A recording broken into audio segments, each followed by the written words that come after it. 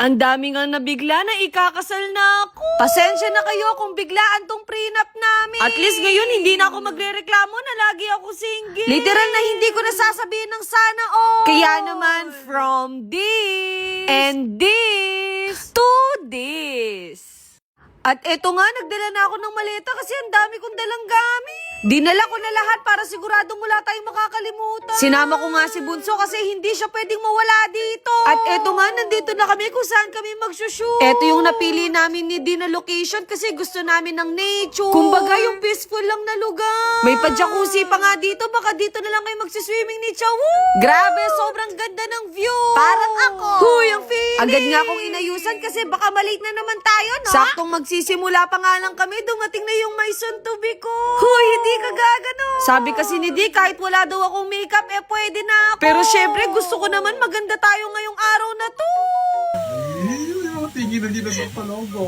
Aba, kahit yung makeup artist ko, kinikilig sa amin. At sakto, dumating na yung designer namin para sa damit. Yung team pala na napili namin, yung pang-Korean ang atake. Kumbaga, magiging opa muna si Chawot, kapag talaga babae yung inaayusan, aabot ka talaga ng siyam-siyam. At sakto, nag-aayos na din yung mga photographer at videographer natin. Kaya binisita ko na din yung mapapangasawa ko. Hoy, ang harap! Tatlo na tayong nakangiti ngayon. Tinawagan na nga ako ng designer na kailangan ko na daw magpalit kasi pumapangit na yung panahon. Kaya pinapanalangin namin na sana hindi matuloy yung ulan. Imbis na magpalit ako ng damit, nakita ko tong lechon.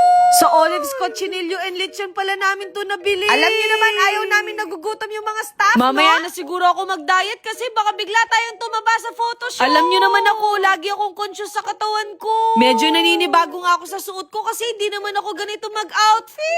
I-rate nyo na lang siguro yung outfit ko, no? In fairness, bumagay din kay Day yung outfit niya. At kahit anong isuot naman niya, talagang gwapo siya sa paningin ko. Hoy, bakit ako tumatapang ng ganito? Habang hinihintay nga si Chawot, nag-solo shoot na muna ako. At grabe, na-miss niya agad ako.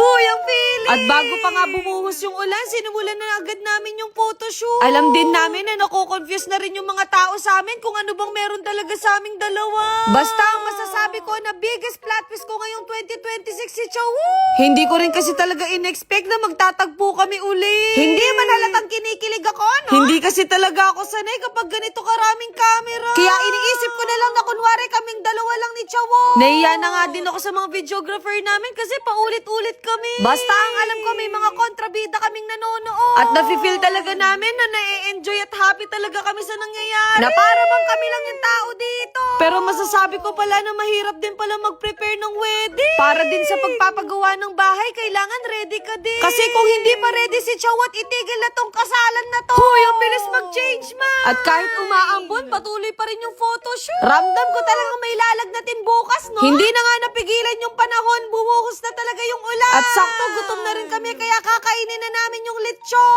Di ba may subukan pang nagaganap, eto no? Na nga yung last outfit natin, mag-gown naman tayo. Para magmukha naman akong ikakasal, no? Pero sabi ni Di, mukha daw ako mag-18th birthday. Alam niyo na kung paano ako nakuha ni Chawot, no? Napagdesisyonan nga na sa loob ng resort na lang kami magpo-photoshoot. Pero nagbabaka sakali pa rin ako na tumigil sana yung ulan. At talagang napakaswerte namin, biglang nagka-araw. Kaya naman tuloy ang kasal. Hoy, prenup pa lang to.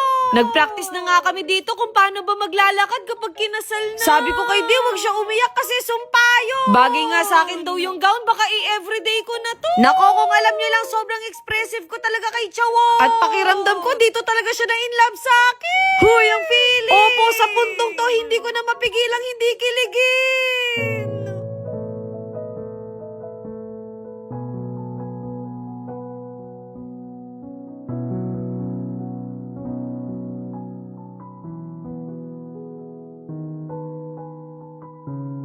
Siguro sa susunod ko na lang ikwento yung buo kung paano ba kami napunta sa ganito. Basta ang alam ko, masaya kami ngayon kung anong meron sa amin. Kaya maraming salamat sa lahat ng sumuporta sa love team namin. Baka sa kasalan nyo na lang makikita yung kiss the bride. Kasi hindi pa talaga kami ready.